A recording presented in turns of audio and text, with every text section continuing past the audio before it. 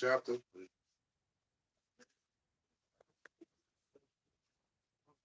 Oh, I forgot I had a new. I can see you again. Anyway, welcome to the live. Today we go to chapter 3, Instant Million. So welcome. You are a little love before we start the show.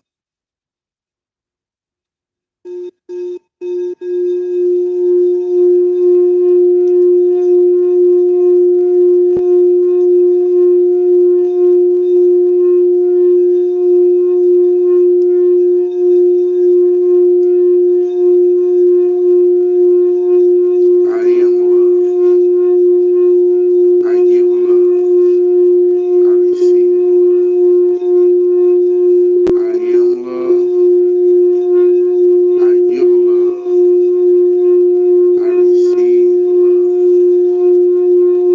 I am love. I am. I give love. I receive love.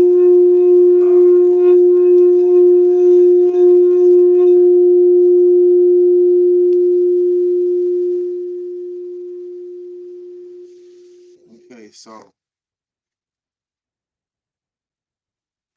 some people call this stuff the what they call it manifestation, the law of attraction. You are the creator. All the terminology, right? So what I want to say is, you okay? You're doing the right thing. You're on the right track. You're not doing nothing wrong. You aren't doing anything wrong. You'll get there. Whatever you're looking for, you will find. Whatever you seek, you will find. So if you're looking for knowledge and wisdom, you will get it. You will receive it. You're already receiving it. You just looking at it from a human perspective. So you want it to be here right now, which it is here right now. But you have to experience it, embrace it, so you can understand it. Not just know it, not just, I ain't gonna say no, because to know is to understand. Not just read about it, hear about it, participate in it every now and then. You want to understand it so you can talk about it. You can demonstrate. You can express it. Like, for example, me reading these books. Same thing I did with the numerology. When I first started numerology, I was reading the book all the time. It got to a point where I don't need the books anymore. I still read though. I still go and check every now and then. Like, and I'm like, yeah, I still got it. You know what I'm saying? But you get to a point where you don't need this stuff no more. But the reason why you need it now is because you're trying to grasp the concept. So you're trying to embody the concept. It's one thing to read about this stuff and know about it, but it's another thing to practice it, to keep practicing it, and to master it. Now, I also want to say it's manifesting things. It's not necessarily how can I say it, being spiritual. I don't really want to say that because we all spiritual beings, whether we know it or not, whether we embrace it or not, whether we believe it to be true or not. It don't matter. That don't change the truth. We all are spiritual beings in a vessel, in the flesh, right? So you can attract whatever you want. You can attract all the material things that you want. So, and, but I'm not here to judge you. It's your life. You're supposed to be doing whatever you want to do. And you shouldn't judge yourself either. But the point is, don't get it mistaken with spirituality and actually going within oneself and actually getting to know oneself. That's not the same thing as um, manifesting houses and cars. Like, we all do that anyway. We just trying to figure out how to do it effectively, efficiently, which led me here. But see, I got into the law of attraction and manifestation and all that at first out of desperation. Nigga broke. Nigga wants to. I'm broke. I'm tired of this. Where the money at? Desperation, right? See, that's a good thing. At the time, I didn't feel like it was a good thing, but now I see. I was so desperate. I said, man, something got to give because I've been doing everything people been saying doing, and ain't none of this shit working. So what else can I do? Led me to that, right? So boom, the money.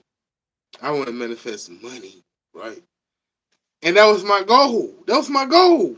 That was driving me. That was my driving force. Money, money. I need money. I need money for this. I need money for that. I need money for my kids. I need money for my parents. I need money for myself. I need money for whatever, right?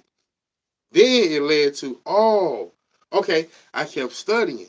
And I'm like, oh, okay, so this not about manifesting material stuff. This is about, for me, I'm only speaking for myself. This is about my mind. This is about my heart. So me being desperate because I was broke. I'm not broke anymore because I was broke, right? Led me to money. Money led me to my mind and my heart. And I go back and look. I talk bad about money on some of my old videos. We don't need that. They lying to us. We don't need that. Right? Now I get it. Okay. It's about my mind, my mentality, my thoughts, and my feelings. Because you are God, you are creator. So whatever you see, you just projecting it. Like you in this body. You see my eyes? I'm in here. I'm not the body. I'm inside of it. I don't know why it's so hard for people to get that. It's so simple. I'm inside of here looking out somehow, some way. I don't know the answers. I just know somehow, some way I'm in here somewhere. Maybe I'm all in here, right? Because it's an awareness. And I can see out through the body that I'm in. Like if you do like this, you see your hands, right? You see your hands. But people think this they self. This not yourself. Yourself is in here. Right? So the point is, all that led me to this. And all that stuff is something that people can call bad, evil, whatever. It don't matter. That's the point. I just want to point out it's a difference between manifesting money and material things versus manifesting your best self versus learning your emotions and learning what makes you tick and why this makes you mad and why this makes you sad. And even though it's not that doing it, it's you doing it. You in control. You sad because you sad. Can't nothing make you sad. Can't nothing make you mad. You choose to be mad. You don't have to be. You can say, you know what, I ain't gonna trip off of that. Or you can say, I'm finna turn everybody up in this motherfucker. It's your choice. You don't have to be. But the point is, learn what's making you do that. What's making you react that way. What's making you take those actions over and over and over again like a loop. Like if somebody approach you and say something that you feel is disrespectful, why? See what I'm saying? Ask yourself why. Why am I offended by this? Why does this hurt my feelings? Why am I keep thinking these thoughts? Why I think this that way and why I think that's that way. But you're projecting. So whatever you see is what's going on inside of you. You change your reality. That's what that means. That's how you change your reality. You change your reality by changing your mind in your heart because your feelings and your mentality, the mind is all the universe is mental. It's what's creating your reality. So you seeing what you creating, but you think you think this the world. Like no, this your world. This your world. And if you want to change it, you have to change the inner you. You have to change your inner self.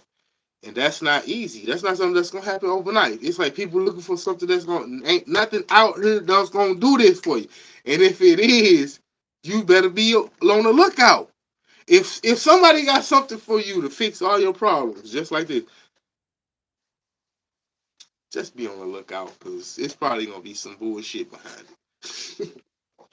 But If you really want to change your inner self, you have to practice it. You have to put in the time, the consistency, the discipline, the persistence, the training, the exercises. You have to do that. I'm not saying you have to do it every day, because you know how some people are very extreme. They do this every day. I try my best to do this every day. I do a little bit if I can't. If I feel like I can't do a lot, I'll be like, I'm just gonna do a little bit every day. And some days I do a lot. And once a week, sometimes twice a week, I do nothing. No books, no nothing, no listening, no lectures, no going no places to learn about nothing. There ain't no learning this day. It's just fun and laughter and playtime. For real, for real. That's it. But practice it all the time. Every day, every other day, 4 times a week. See what I'm saying? Pick one of them schedules. Practice it. Read your books. Meditate. Um, Go to lectures. Listen to lectures. Listen to people talk and speak um, every day, and you will see and you will learn. Because the more you search, the more you find. So if you always searching for the truth, if you searching for the truth every day, you gonna be finding stuff faster than the person who's searching for the truth once a month. And they not wrong for that. That's just what they pace. That's just how they decide to do their thing. Leave people alone. Let people do what they do. You focus on you. Because you are an example. Just like Jesus Christ, just like Buddha, Allah, whoever, whatever. You are an example. You lead by example. You don't just say, "Oh, you doing it for yourself." But you doing it for yourself is helping other people. Because the more you practice and train and be consistent and persistent, the more you grow at a consistent rate. The people around you have no choice but to see this growth. They're gonna start getting curious, and not just the people around you, the people that don't even strangers gonna even be like, hold on. Everybody not gonna ask you questions. Everybody not gonna care. Some people not gonna give a damn. But the point is, you gonna get those people who do, and that's the point. That's the goal, because that's how you spread the wealth. Yeah. I'm cool. Go ahead. That's how you spread it. That's how it spread out. One person, another person, two people, three people, four people, all over the world. Your impact is big. It's very big. Now I'm talking to the people who really care, like people who really want to help people know what's going on. Like me, I care. I want people to know. I want people to know some truth. I'm not gonna say the truth. I'm gonna say some truth. I want people to know some truth. I care that much that I'll get on here and talk to nobody listening to me or talking to me on my live. That's how much. Well, anyway, let's get to the point. I don't wasted enough time talking. Chapter 3, in which the young man learns to seize opportunities and take risks. Now, how much money are you willing to pay to get these secrets of wealth? The millionaire's question took the young man by surprise. Even if I was willing to spend money to get it, I haven't got a dime. But if you had money, how much would you be willing to pay? Name a figure, any figure. Name a figure, any figure. The first one that comes to mind.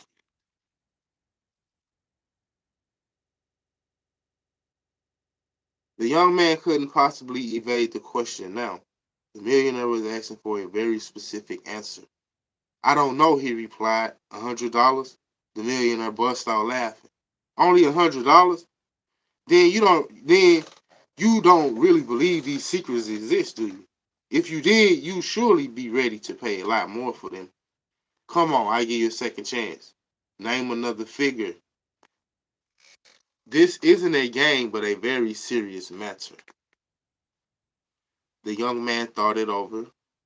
I don't mind answering, he said. But remember, I'm flat broke. Don't worry about that.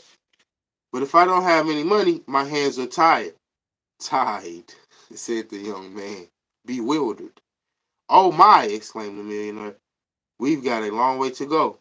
Since time began, the rich have been using other people's money to amass their fortunes. Anyone really serious has never needed money to make money. By that I mean personal cash. Besides, you must have a checkbook on you. The young man wanted to deny it, but he had stuffed his checkbook into his pocket that morning. God knows why. He had exactly $4.28 in his account. He considered lying about it. But the millionaire had such a piercing gaze, he seemed capable of mind reading. The young man heard himself stutter as if he were confessing a deep, dark secret. Yes, I brought it with me. He pulled his checkbook out as automatically as a robot, even though an urge to rebel momentarily crossed his mind. He spelled bound. He spellbound by this man. He felt spellbound by this man, like someone in the hands of a hypnotist. Yet he wasn't afraid of the millionaire, for he radiated goodwill. He even seemed somewhat amused. Fine, replied the millionaire. Now, can you see there's no problem? He uncapped an elegant pen and handed it to the young man. Write out a check for the amount you have in mind and sign it. But I don't know how much to write. All right, put it down. Say 25,000. The millionaire uttered this figure in a perfectly straightforward way, without a shred of arrogance. What? 25,000? Exclaimed the young man. You got to be joking. Put down 50,000 if you like, replied the millionaire, so calmly that the young man no longer knew whether he spoke seriously, or in jest. Even 25,000 seemed far too much. Anyway, you couldn't cash the check because it would just bounce. This dude saying all negative stuff. Hold on. And all I get out of it would be an angry bank manager wondering whether I gone crazy. And he'd be right. That's exactly how I undertook my biggest deal ever. I signed a check for 250,000 and then had to scramble around to find the money to cover it.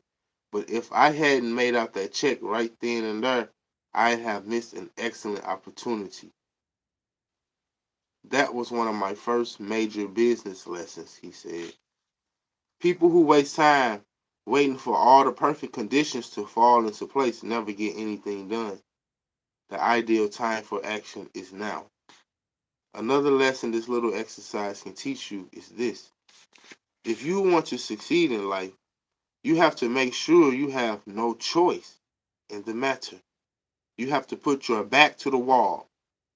People who vacillate, people who vacillate and refuse to take risks because they don't have all the elements in hand never gets anywhere. The reason is simple. When you cut off all your exits and put your back to the wall, you mobilize all your inner powers. You want something to happen with every fiber in your being. So why hesitate now, young man? Put your back to the wall. Make out that $25,000 check to me. The young man wrote out the check, slowly filling in the numbers, then the words. But when he came to sign it, he simply couldn't do it.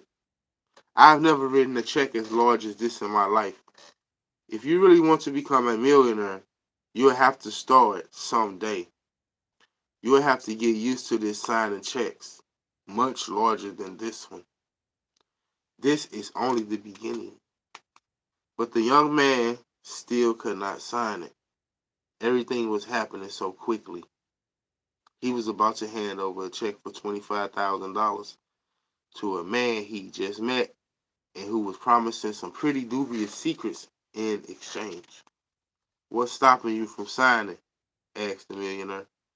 Everything is relative under the sun. In no time at all, this amount will appear insignificant to you. It's not the amount, mumbled the young man. Well, what is it then? I know why you can't sign it. You don't really believe my secrets will turn you into a millionaire. If you were absolutely convinced, you'd sign it in the flash. Tell me, if you were absolutely positive that these secrets will help you earn an additional $100,000 in less than a year without your having to work harder than you do now, even by working less, would you sign that check? Sure, I would. He was forced to agree. I make a $75,000 profit. So sign it. I guarantee that you will be able to earn that amount. Would you be willing to put that in writing? The millionaire burst out laughing once again. I like you, young man. You're determined to cover your back. That's often a very prudent thing to do. Even if you're absolutely sure about your resources, it doesn't mean you should trust the first person who comes your way. He left the table, rummaged about in a drawer, and pulled out a ready-made agreement. This didn't sit very well with the young man. Was the millionaire mass producing his secrets and selling them to every Tom, Dick, and Harry who showed up? The millionaire signed the guarantee and handed it to the young man, who skimmed over it quickly, satisfied with what he'd read. Then the old man suddenly changed his mind. I've got another idea, he said. How about a bet? He took the coin from his pocket and bounced it up and down in the palm of his hand. Let's play heads or tails. If I lose, I'll give you the $25,000 cash I have in my pocket. If I win, you give me the check. In either case, let's forget about the guarantee. The only problem, the young man said, is what I told you. There's almost nothing in my account. Even if I give you this check, you won't be able to cash it. No problem, said the millionaire. I'm in no hurry. Why not post date it a year from now? The young man hesitated. All right, under those conditions, I accept the bet. He had now calculated that in any event, he had a full year to change banks, close his account, or simply stop the check. He had nothing to lose. And with the millionaire's new offer, he could even earn $25,000 in a few seconds flat without having to do an ounce of work. A self-sustained smile flitted across his lips. He hoped the millionaire hadn't noticed it. The millionaire then proposed a minor clarification which immediately confirmed the young man's doubts. There's just one thing. You have to solemnly swear that, should you lose the bet, you will still honor this check. The young man tentatively gave his word, but just as the millionaire was about to toss the coin, he abruptly interrupted him. May I see the coin? He asked. The millionaire smiled. No doubt about it. I really like you, young man. You're cautious. That'll help you avoid a lot of mistakes. Just make sure it doesn't cause you to miss out on a lot of good opportunities. The millionaire handed over the coin. As soon as the young man had carefully examined both sides and returned it, the millionaire asked him to call. Tails. The millionaire tossed the coin, and the young man's heart began to beat as wildly as if he were on his first date. This was the first time he ever had the chance of winning $25,000. As he watched the coin spinning in the air, his anxiety mounted sharply. The coin landed on the table. Heads, said the millionaire gleefully, but then quickly added a sympathetic sorry. It was hard to say whether he was being sincere or merely polite. The young man couldn't help trembling a little as he signed the check. He would probably get used to signing big checks like this one day, but at this point, it made him feel very strange indeed. He gave the check to the millionaire, who examined it briefly, folded it, and put it in his pocket. Now, said the young man, can I have the secrets? But of course, said the millionaire. Do you have a piece of paper? I'll write them down for you.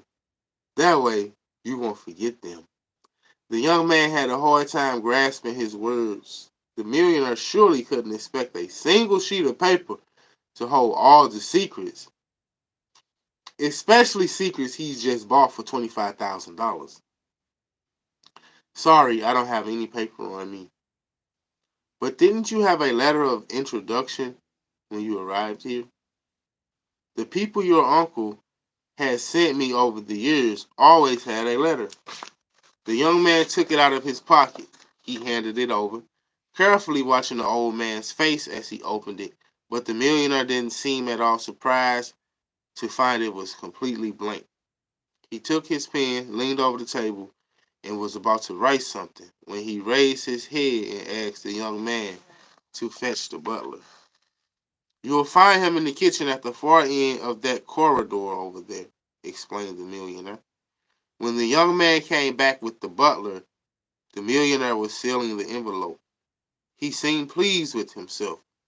Our young guest will be spending the night, he said to the butler. Would you take him to his room, please? Then he turned to the young man and said, here are the secrets.